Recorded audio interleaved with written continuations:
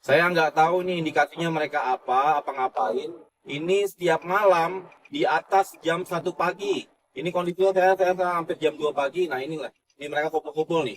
Ini mereka masuk ke taman. Tuh, entah nggak tahu mereka ini ngapain nih. Ini tiap malam seperti ini nih. Entah ngapain, padahal taman ini tuh gelap. Indikasinya bisa macam-macam nih. Perkumpulan apa ngapain saya nggak tahu nih.